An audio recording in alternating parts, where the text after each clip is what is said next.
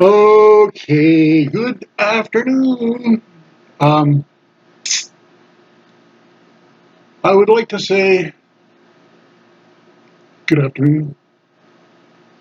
Saint hat, back scratcher ready. Okay, this is another. Oh, I forgot. I think this is three. This is three, but it should be in two. So maybe this will go into the second spot, and then will go in the third spot. I'm doing a series of videos for, well, dedicated basically to Mr. David Matter because he deserves a recognition, some recognition for the work he does through this writing, and to the people who he tries to help.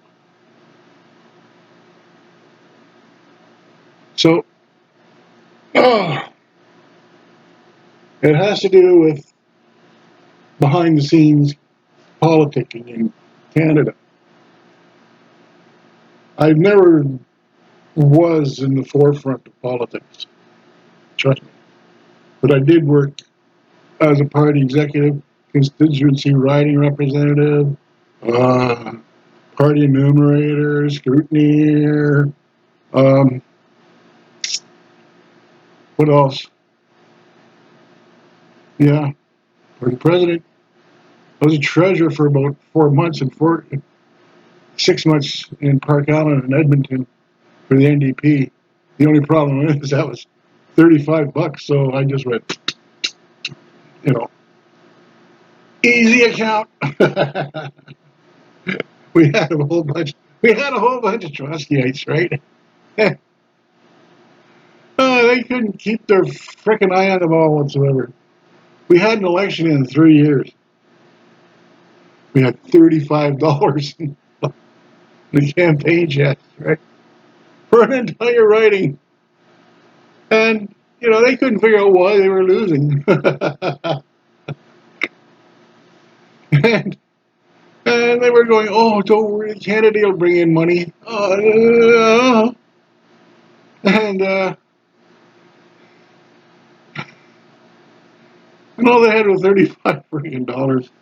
So guess who wound up being treasurer? So I went to a meeting one time and I said, they were talking about something in Zimbabwe or something. And while it was a credible issue, it had nothing to do with Alberta politics, right? I mean, please. And that's what you got to avoid. Seriously, you got to avoid that in politics. You don't want that. You really don't want that. So the issue is, if you wind up working on the inside for any political party, you can get some really weird situations. I'll as we're going, I'll point out another one. Okay, how should your constituent be structured? The number one thing that you should be conscious of and try to develop is your people who go from door to door, door knocking, handing out flyers. That's so important. The Liberals have got that corner of the market pushed up there. Their members are good at that. Um, so we'll go back to Clem Downey, right? Clem Downey had us divide up into polls, like but we were a whole bunch of small towns, not a city. But when I was in Park Island and over in the West End here, I divided it up polls, and I said, "You look after these polls to each worker, right? When we have an election, we'll see how good your politicking was." And people got to understand this. One day out of 4 or 5 years, depending on how the government's rigged the election cycle, one out of every 4 or 5 years, you're going to have one day only, where you're going to have to say your piece. But for a party worker, for me and guys like Dave Matter, that's only one day in 5 years.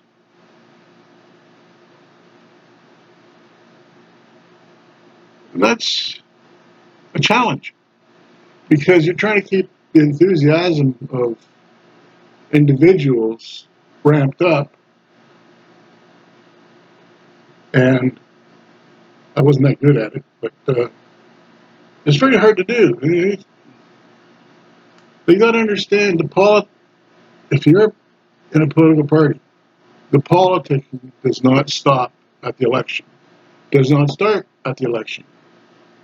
As a matter of fact, I consider it a period of inconvenience. So let's get our details straightened out here. The most important thing is, of course, candidate. Now, should I get this part as candidate? I'll get the part the candidate later in another section. This section has to deal with apart from the candidate. The single most important person in a riding is the door knockers, the people who hand out your flyers, the people who you're trying to convince to go into, like, get used to a certain block of area, certain votes, a certain number of polls. You try to get them to win those polls. So what you're trying to do is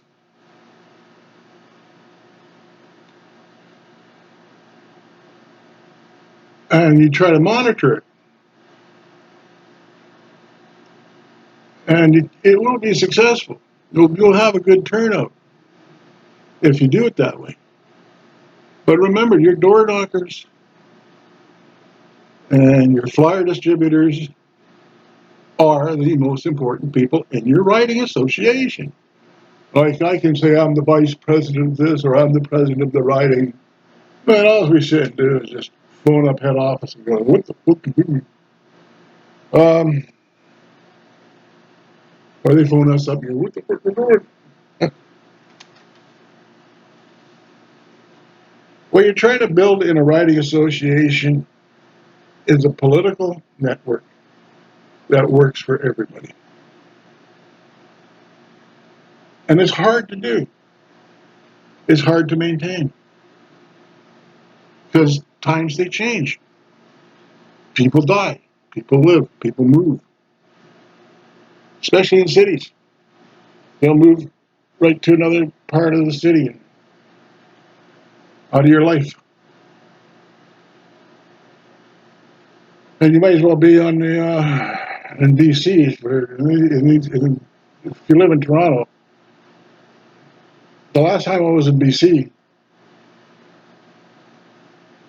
I've yet to go visit Etobicoke. Is that the name? Okay. So what I'm trying to tell people like Dave, and Dave is important. He's like your switch, your utility man. But he is definitely up there on the importance list. He'd help his cause out if he became an executive.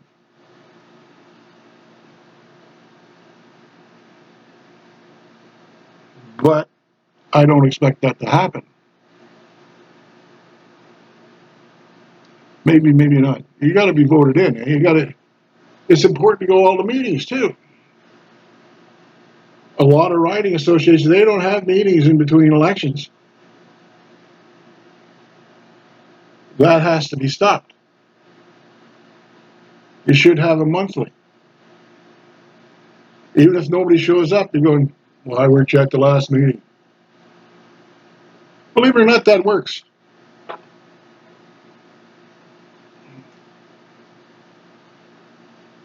Now, when you're being recruited by a person such as myself, the first two questions I will ask is, do you want to be an active member, or do you want to be a funding member? Most people will want to be a funding member because active members, a lot of the funders will show up to help out once every 4 years, but they just want to contribute money, which is okay by me.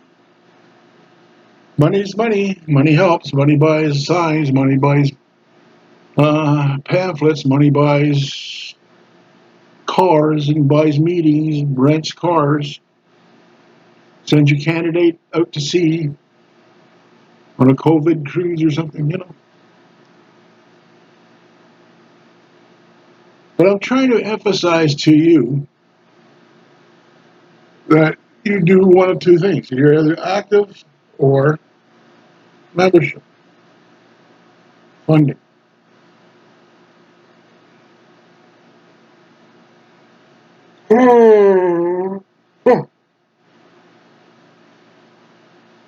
And it's important to differentiate that. And it's important you know what every member is and how they answered that question. Because every damn member will want to be on the policy committee. And that's another issue for another tape. So that's part. Okay, this is membership in the party, okay? Next, we're going to deal with. Oh, wait a second. Thought I missed it. As far as people wanting to become a member, a lot of people will say, my father or my mother was a liberal, or my father or my mother was a conservative. Take it from me, avoid that. My grandfather on my father's side was at the founding convention of the NCCF, the forerunner of the NDP. And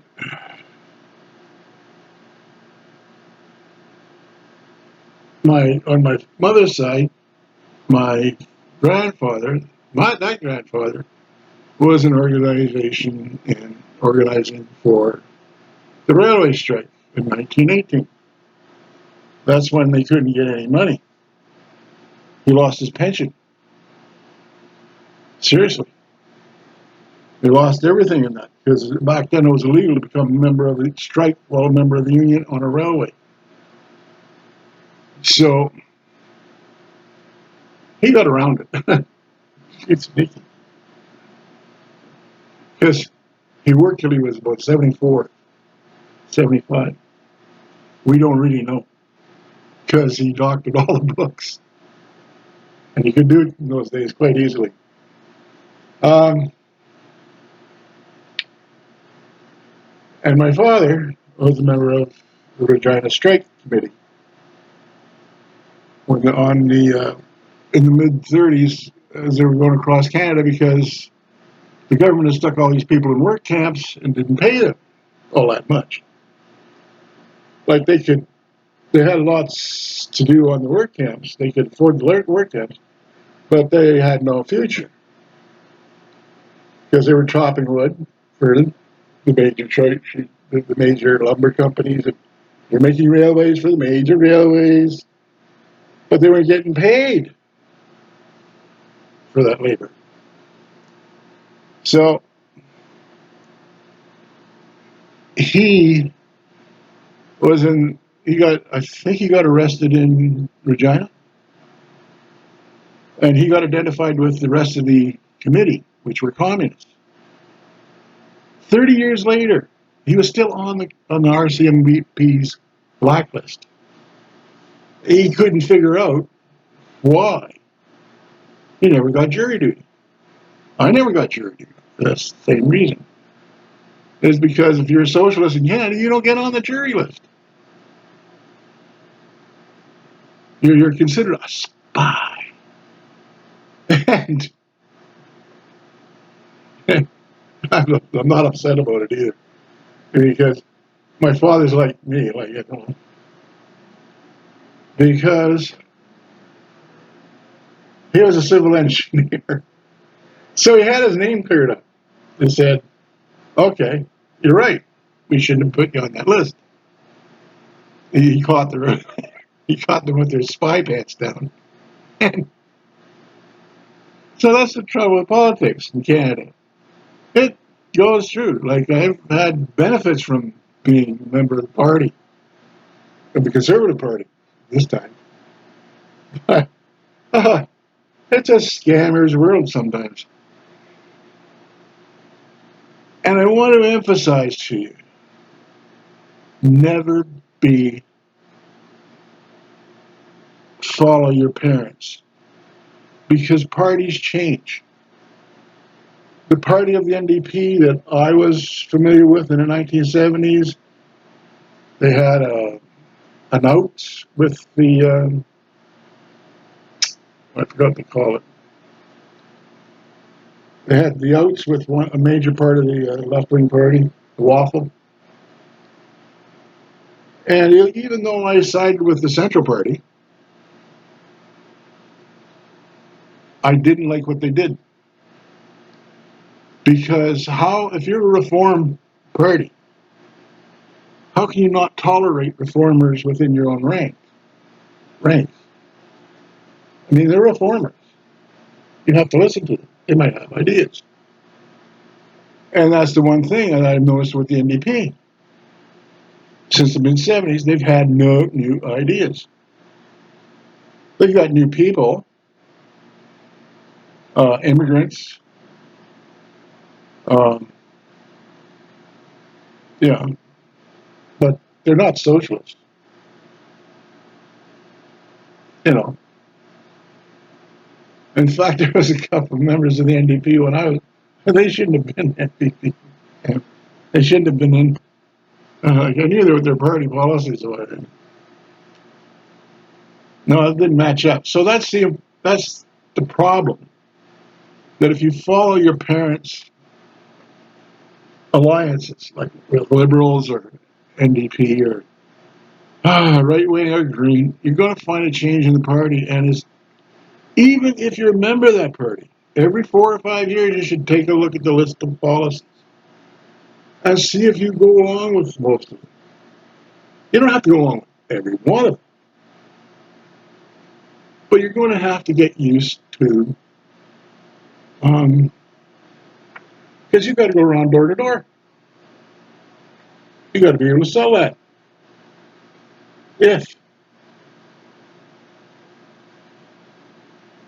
So it's very hard to be a member of a party that you don't agree with. So a lot of people manage that, by the way. A lot of people who are liberals manage that, or a lot of people who are conservative really manage that. So remember the 75%? Apply it now. You might not agree with all the policies, and that's a very important thing to remember. And it does make a difference in how you behave and how things are going to turn out inside the political party. Okay, off to part 4.